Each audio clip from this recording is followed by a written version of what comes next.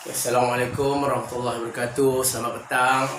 Alhamdulillah, hari ini kita dapat sekali lagi bersiaran untuk kita bincang dan share. Sebenarnya kita nak share lagi tentang bagaimana kita dapat membantu pesakit stroke. Alhamdulillah tuan-tuan, daripada video pertama yang saya buat hari itu, feedback yang saya terima cukup baik. Ramai keluarga pesakit yang menghubungi, bertanya bagaimana, tanya tips-tips lain yang boleh kita share untuk membantu pesakit-pesakit stroke ni. Sebab itu hari ini saya buat satu lagi video untuk bagi satu lagi tips macam mana sebenarnya kita ahli keluarga ini dapat membantu pesakit untuk pulih dengan lebih cepat. Yang pertama hari itu saya dah ceritakan adalah semangat. Dia semangat daripada ahli keluarga, kita kuatkan, kita bagi semangat pada pesakit ini, kita bagi dia lebih rasa untuk sihat itu. Alhamdulillah, benda tu sebenarnya banyak membantu. Tapi seterusnya tuan-tuan, sebagai keluarga, satu lagi benda yang boleh kita bantu adalah jangan kita biarkan pesakit ini terbaring sahaja tanpa bersenam. Betul, kalau kita cakap tentang pesakit stroke, nak bersenam macam mana? Terbaring, tak boleh angkat kaki, tak boleh angkat tangan.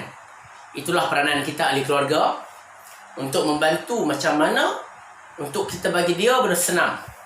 Maksudnya, jangan bagi dia saja baring, duduk saja macam tu. Sebab makin lama makin teruk jadinya kalau kita biarkan duduk saja. Sebagai contoh tuan-tuan, saya pernah jumpa pesakit yang terbaring terus. Kaki dia dah memang merekod semua, sebabnya tidak ada gerakan. Sendi-sendi semua dah kerah kejang. Sebab itu perlunya tuan-tuan, adik-beradik, keluarga ini membantu. Antara step-step yang boleh kita buat mudah. Kalau kita bawa pergi fisio, memang mereka akan ajak step-step ni, di mana kita angkat kaki, pergerakan pada kaki dia. Pada kaki kita angkat, kita pusing-pusingkan, kita lipatkan. Pastikan lutut bengkok, tarik tolak. Jangan biar kerah macam tu saja. Di tangan, di bahagian ini, sapukan minyak di bahagian pergelangan ni, sapu minyak dan gosok dengan lembut. Sambil itu kita boleh rasa ada ketulan-ketulan di sini.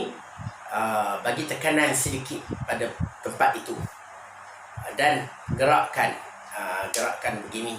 Juga di sendi ini, di mana bahagian-bahagian yang bersendi ni, bahagian bersendi ni pastikan ada gerakan, supaya kita tak tahu kan berapa lama dia akan terbaring. Kalau biar lama, benda ni dia jadi kerah. Hak ni yang akan menyusahkan pemulihan. Kalau kata kita jaga semua sendi-sendi ini bergerak, insya-Allah pesakit kalau dapat rawatan yang betul, diurut, dibuat akupuncture ni, jarum akupuncture contoh yang saya letak di sini. Kita buat akupuncture, insya-Allah proses pemulihan akan menjadi lebih cepat tuan-tuan. Tu termasuk juga tuan-tuan, kita bagi dia senaman. Bagi contoh tadi saya cakap, senaman tadi tu ada satu alat yang baik. Dia macam pedal basikal tu. Saya nak tunjuk contoh di sini. Saya sebab benda tu kita ada alat tersebut, tapi kita pinjamkan ke beberapa pesakit-pesakit kita yang ada masalah, kita dah pinjamkan. So setakat lah kita belum ambil balik lah, sebab belum masih digunakan. Kira dia macam pedal basikal, letak di bawah. Yang itu kita bagi dia kayu itu, tapi itu yang cuma boleh digunakan oleh pesakit yang boleh duduk. Maksudnya dia duduk begini, letak pedal itu di bawah atas lantai, letakkan kakinya pada pedal. Tapi tuan-tuan, ingat, pesakit stroke ni dia ada satu penyakit lain, iaitu penyakit malah. Dia bukan malah nak buat sebenarnya. Kita kena faham, pergerakannya agak terbatas. Dia kena setting otak dia untuk bergerak. Jadi bila nak setting tu penat, letih, alah kali fed up, malah buat. Itu yang terjadi pada semua pesakit stroke. Sebab tu ramai orang yang ada pesakit stroke. Kalau tuan-tuan tak percaya, kalau tuan-tuan tak ada lagi pengalaman dengan pesakit stroke, tanyalah kawan-kawan. Orang stroke ini malas. Dia bukan malas sebab tak mau, tapi bila dah berat ni, sebab tu perlunya kita bagi paksaan, push dia cukup-cukup. Bagi contoh, mak saya sendiri, ini pengalaman saya dalam menjaga ayah yang stroke. Mak saya, dia buat skill dia ikat kaki ayah tu di pedal kayu tersebut. Kira di kiri dan di kanan dia ikat dengan kain lembut. Dalam keadaan ayah duduk tengok TV begini, TV, sambil dia tengok, dia kayuh. Dia rasa berat, dia malah dia berhenti.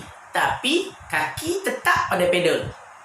Itu membuatkan dia rasa dia nak ubah tak boleh. Lama-lama daripada aku duduk saja macam tu, kayuh dan kayuh sampai akhirnya ayah saya boleh berjalan. Alhamdulillah. Itu antara benda yang boleh kita lakukan sendiri di rumah tanpa kita ada pengalaman, tanpa kita ada ni daripada pakar-pakarnya lah. Itu benda-benda mudah. Macam tadi senaman gerakan kaki tangan tadi, kalau mungkin ada yang nak belajar, boleh telefon saya. Boleh, kalau kata ni kita boleh tunjukkan, insyaAllah. Okey, apa lagi saya nak cerita? Okey, untuk itu petang ni, untuk stroke saya share setakat itu untuk petang ni. Tapi insyaAllah tuan-tuan, selepas ni akan ada video demi video yang akan saya buat untuk tatapan sahabat-sahabat saya, untuk tatapan pesakit-pesakit saya, untuk kita kongsi bersama untuk manfaat. InsyaAllah saya ada beberapa tips untuk, ini bukan setakat untuk stroke. Kita ada teknik urutan stres, teknik urutan salah bantai. Yang orang duk selalu cakap salah bantai. Kita duk salah kat bantai, sebenarnya salah tidur kita tu. Tapi kebiasaannya petua dia jemur bantai lah apa semua dah. Sebenarnya ada satu teknik yang memerlukan tidak sampai 1 minit. Step dia tidak sampai 1 minit, tapi tuan-tuan boleh sembuh daripada kesakitan di bahagian ini tadi dalam masa tidak sampai 1 minit. InsyaAllah saya akan kongsikan di masa akan datang. Okey, untuk itu saja petang ni. Terima kasih. Assalamualaikum warahmatullahi wabarakatuh.